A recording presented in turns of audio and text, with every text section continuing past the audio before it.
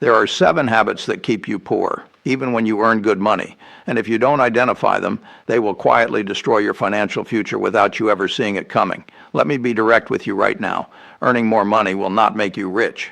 I know that sounds wrong. I know that goes against everything you were taught. But stay with me, because what I'm about to share is more important than anything a finance class ever gave you. Most people who earn decent money, sometimes very good money, are quietly one bad month away from real trouble. They earn, they spend, they repeat, and they call it living their life. Here's the truth nobody says out loud. The problem was never how much they earned. It was what they did with it. More importantly, it was the invisible habits running silently in the background, draining everything they built. Let me ask you something. Have you ever gotten a raise and somehow ended up with almost nothing extra to show for it? Have you ever worked an entire year and your bank account looked nearly identical to where it was 12 months before? You've probably felt this. That feeling has a name, and it has a cause. Here's where most people go wrong. They think poverty is about income. They spend their entire working life chasing a bigger paycheck, believing the number on their salary slip is the answer to everything. It isn't. Poverty is a behavior. Wealth is a behavior. Think about this carefully. Studies consistently show that a massive percentage of lottery winners, people handed millions overnight, are broke again within 5 years. Meanwhile, people who arrive in a new country with almost nothing, no language, no connections, no inheritance, build something remarkable within a single generation. Same world, completely different results. What's the difference? Not luck, not timing, not background, habits. Specifically, the 7 habits that most people never identify as dangerous, because they don't announce themselves. They don't feel like mistakes while they're happening. They feel completely normal. That's exactly what makes them so lethal. Here's the metaphor I want you to hold for this entire video.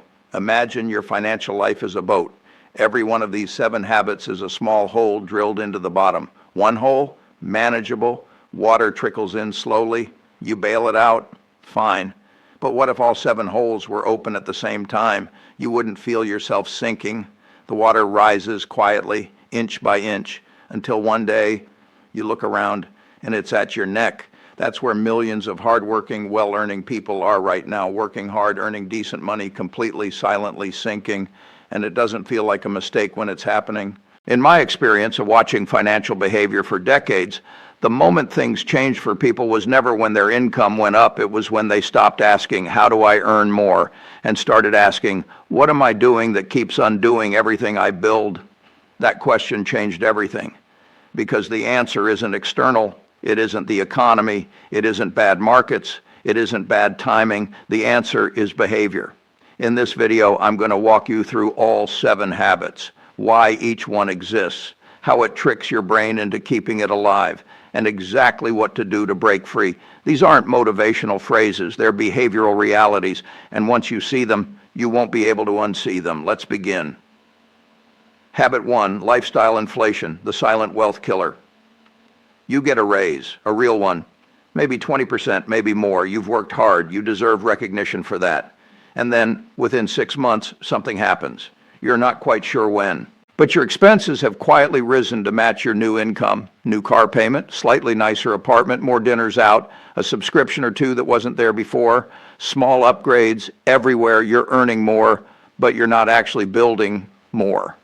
Here's where it gets dangerous. You might be less financially secure than before the raise, because now your life costs more to maintain. Your baseline shifted upward, and that higher baseline needs to be fed every single month, whether the month is good or difficult. This is lifestyle inflation, and it is the single most common reason high-income earners stay financially fragile. Think about that. High-income earners staying financially fragile.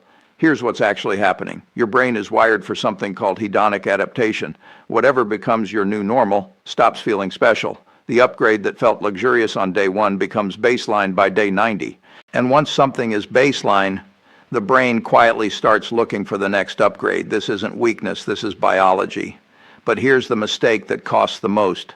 People don't notice it happening. Lifestyle inflation doesn't arrive as a clear decision. It creeps, it sneaks, it disguises itself as reward, as progress, as something fully deserved. I work hard, you tell yourself. I deserve this. And maybe you do. But here's the truth. You can earn something and still choose not to buy it. I've lived in the same house for decades, not because I can't afford otherwise, but because I understood early Upgrading your life every time your income rises isn't success. It's a trap with a very convincing disguise. Now think about this. Wealth is not built from what you earn. Wealth is built from the gap between what you earn and what you spend. That gap is everything. It's the fuel for every investment, every opportunity, every safety net you'll ever have. When lifestyle inflation closes that gap, no matter how much your income grows, you are running on a treadmill, moving fast, going absolutely nowhere. Here's a quick test.